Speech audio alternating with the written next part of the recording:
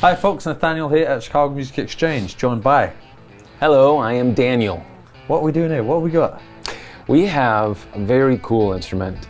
It is a Gibson EB-6, and it's the second incarnation of this very, very rare instrument. Do you know what happened to a few Gibson shapes in 1961? They went from this shape to the modern day Les Paul, right? Or am I... Backwards.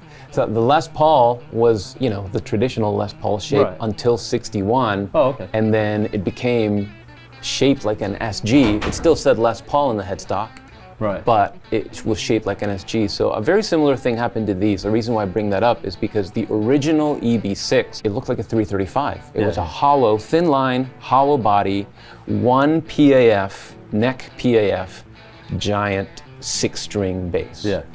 Now, I mean, so this is incredibly rare, but that is even more rarer. Rarer. Yes. And if you've got one of those, let us know. You'll likely buy it off. Oh yeah. As far as a 6-string, bass kind of thing, like this in this format, Dan Electro was actually the first company that put out something like it. Oh, okay. And I believe that was 56 or 57 when that came out. Yeah. And then of course everybody knows the Fender Bass 6 is the most famous version of a 6-string bass like this. Yeah. Just because it was, adopted by, they made more, and it was adopted by a few artists that really propelled it into it being a well-known instrument. Yeah. But ironically, the EB-6, the Gibson EB-6 actually came out before the Bass 6, 1 year before. Yeah. So Dan Electro, 56 or 57, I can't remember right now. 61 is when the Bass 6 came out, the Fender Bass 6. Yeah. This came out a year before, in 60. Oh, wow. Yeah, so from 60 to 62, actually, the EB-6, the Gibson EB-6 was the thin body, hollow body, one PAF, 6-string bass. Yeah. And in 62, as opposed to 61, because in 61 is when the Les Paul shape changed to the SG shape, even though it still said Les Paul in the truss rod cover. 62, the EB-6 became the SG shape thing that you're looking at and holding right now.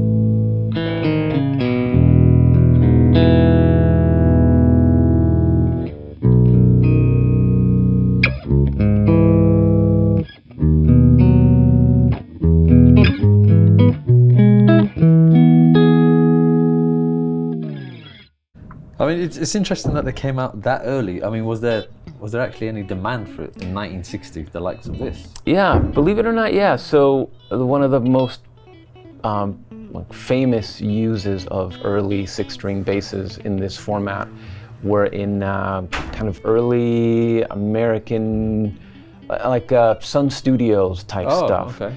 You've probably heard of, I'm sure you've heard of tic-tac bass, right? Yeah. You've heard that. I've heard of it, I'm not sure. They would have the upright playing the bass part, but especially when using gut strings and stuff like that, especially in early recordings, the attack of that and the definition, the low end of course was there, the bass was there, but the attack of the string wasn't there. Right. So they would go back and overdub a 6-string electric bass plugged into an amp, and tick tack, tick tack, tick tack. It would really mark the bass attacks in that way.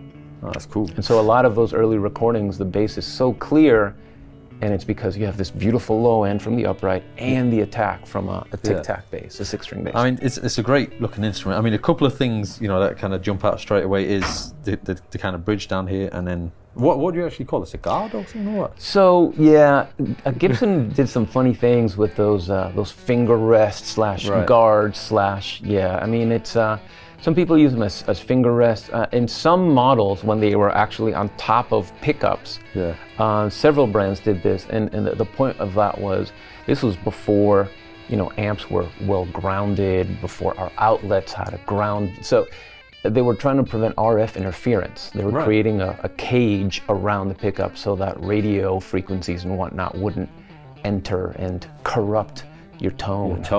Yeah. We don't want that. For me, it's almost like it's in literally the worst possible place. It's like, it's literally the worst. But there are so many things ergonomically about these instruments that are not exactly the best, let's say. I mean, they're one of the best looking instruments. Oh, the SG shape, it's one of my dream guitars. And then of course we got this kind of going. So we got like a muter. It's a mute, yeah. So that bridge was adopted pretty early by Gibson for all their basses. I should say most of their basses, especially the EB series. Yeah. And it was just early on, if you think about it, the earliest versions of the electric bass were just there to kind of mimic an upright bass, a double bass, right? So they wanted a muted, short, sustained sound, and one of the best ways to do that was to mute the strings. So they built them into the actual bridges. Yeah. And people have done, you've seen videos of people like putting socks on their strings, or a towel, or foam. I guess you could go that route and just put foam. But yeah, that's a mute, and they often break. They don't work, and with the rubber kind of rots and falls away. But part of the original equipment, so we keep it on there even though it's not really doing anything. Somebody like you can just palm mute all the strings while playing 3 parts at the same time. I don't know about that, but I could try, but you got these high things. Yeah. Well, no, it's not that bad actually. Let's keep complaining about how awful this instrument is ergonomically. I'm sure that'll help sell it. I'm not moaning, I'm just saying. No, this is a wonderful, wonderful instrument. It really is, and but ultimately the reason why people buy these things is because, well, first of all, they're cool, but they're very rare. So as far as collectability is concerned, I mean that. In fact, I brought a book with me to talk about this. And by the way, if you care about guitars, Gibson guitars, and you're curious about rarity of certain instruments, I highly recommend this book. I'm not sponsored by this book. I know the author. He's a very nice man. I've met him a few times. Yeah. And if you ever see Larry Miners around, say hi to him. That's him right there. Great resource, because it is the Gibson Shipping Totals book from 1937 and 1979. And on page 36... Is that your personal book? It's my personal book. It's actually autographed by him to me. Oh, wow. Yeah, very nice. That's very nice. So what's cool about this book, and I'm sure you can see this perfectly from all the way over there, is that it shows you, now this is really important, as the title implies, it's the shipment totals book. This doesn't mean that this is a true totals. Gibson is well known to have made things that didn't end up in their log books. So there's certainly some things floating around out there that are probably pretty odd, that are just not part of the shipping totals. So this isn't an absolute, you should take this with a grain of salt, but it is pretty accurate. The EB-6, in its original incarnation, meaning the thin line hollow body version, they made 67 of those. That's it. Yeah. Now you got to remember, it's a hollow body instrument, it's a Gibson, so 1/3 of them have broken headstocks or have been stripped or have been stripped of their parts, are gone. It's a shame. So that's why these things matter, is because they're so rare. In the second incarnation, the SG version, they made 68. I mean, they made 15,000 EBOs, 1,900 EB2s between 61 and 70. Not made, shipped, right? But you can assume that that's pretty damn accurate. From 71 to 79, they made a total of 14,000 basses. So that kind of puts in perspective how rare these are.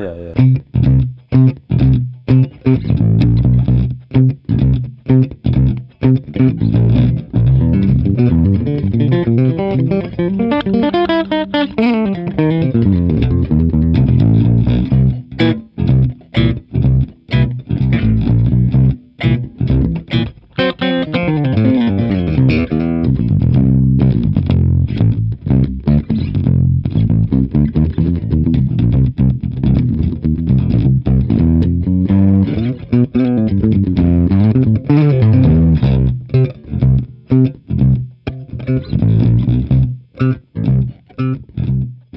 the case, by the way, let's talk about the case for a second. So what's cool about this case is that this kind of thicker grained elephant Tolex case is something that is really associated primarily with the early 60s. But because these instruments were so rare, they kept and this case is not a normal SG case. It's longer, it's bigger, it's specifically for an EB-6. It's just cool that you ended up with a case that is older on an instrument, because this is from 64, I believe. Is that right? I can't remember now. I think so. You're right, yeah. Oh, well. And that right there is interesting. We can't confirm anything, but when I saw that, I was like, what is this all about? And when we looked in the pocket, there's this satchel with the word Woody on it. There's a back plate that somebody unfortunately put on this thing to reinforce, because think about it, it's a 6-string bass on an SG body with an SG, neck joint. It's a lot of tension. So they do tend to develop some, weakness there, but this thing is super solid and it had that crazy contraption there. And somebody did some research and found out that Alan Woody, used to have a pretty significant bass collection. Alan Woody was in Allman Brothers and Government Mule. And we can't confirm. This is probably not his.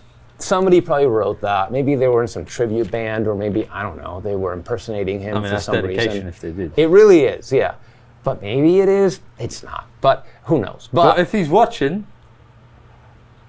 But I do have to say that one of my favorite things out of this whole package is this. There's a picture of him right here, and there's a quote, which is one of my favorite things I've ever read, and I have to read it out loud. And you're going to have to censor this for our younger audiences. But he says, "It's too loud, too f***ing bad." And brilliant. Look at him, of course. He means it. Oh, he means it. Absolutely. So please let us know, Woody, if this is yours, or if you're a friend of Woody's, let us know. Yeah, but anyway, very cool instrument. That's very cool. Lots of, well, I didn't know there was that many goodies in it and surprises, so that's cool. Yeah, there's a flesh-colored satchel in there. Awesome. Well, thank you very much. It's been a real pleasure. Yes, thanks for bringing in your book. Oh, absolutely. Yeah, you can borrow it. It's in my library, so whenever you want it, it's always there. That's good. And that's it. I'm going to leave now. Okay.